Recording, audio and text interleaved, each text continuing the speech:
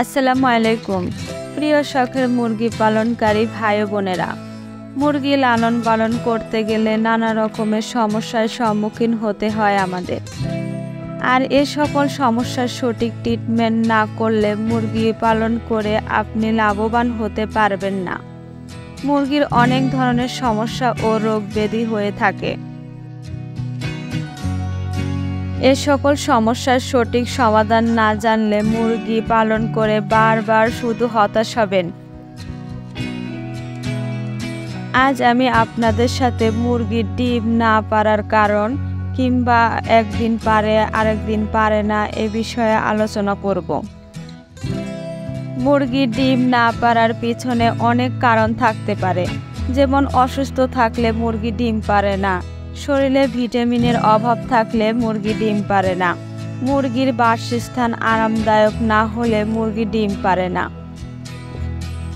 ডিম পাড়ার জায়গাটা বা যে জায়গাতে মুরগি ডিম পারে সেই জায়গাটা মুরগির কাছে নিরাপদ মনে না হলে মুরগি ডিম পারে না, এবং মুরগিটিকে সঠিক ও পর্যাপ্ত খাবার না দিলে মুরগি ঠিকমতো ডিম পারে না। আপনি যদি মুরগি থেকে প্রতিদিন ডিম পেতে চান তাহলে এ বিষয়গুলো আপনাকে জানতে হবে। মুরগি থেকে আশানুরূপ ডিম পেতে আপনারা ই-সেল খাওয়াতে পারেন। প্রতি মাসে 5 থেকে 7 দিন 1 মিলি 1 লিটার পানিতে মিশিয়ে খাওয়াবেন।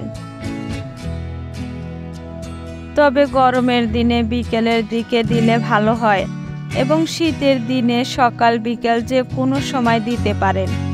এতে করে আপনার মুরগি যেমন অনেক বেশি ডিম দিবে তেমনি অনেক সুস্থ থাকবে।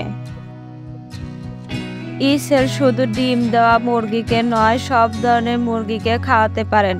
এতে করে আপনার মুরগির শরীরে আর ভিটামিনের অভাব থাকবে না। আর সব থেকে যে বিষয়ে বেশি খেয়াল রাখবেন তা হলো মুরগির খাবার। আপনি যদি মানসম্মত খাবার দিতে পারেন তাহলে আপনার মুরগি সারা বছর ডিম দেবে এবং সুস্থ থাকবে ইনশাল্লাহ। কিন্তু আপনি যদি মানসম্মত খাবার দিতে না পারেন তাহলে আপনার মুরগি নিয়মিত ডিম দেবে না এবং মুরগির রোগ ব্যাধি বেশি হবে, যার কারণে মুরগিকে একটা আদর্শ খাবার দেওয়া খুবই প্রয়োজন।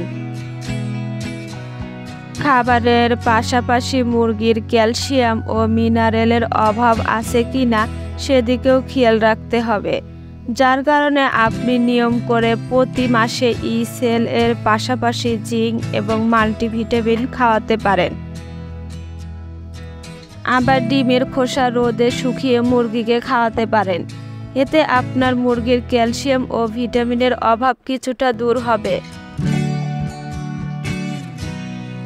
তবে আরও একটা বিষয় খেয়াল রাখবেন যে আপনার মুরগিটা কৃমিমুক্ত আছে কিনা, কারণ মুরগির পেটে অতিরিক্ত কৃমি হলেও মুরগি নিয়মিত ডিম পারে না।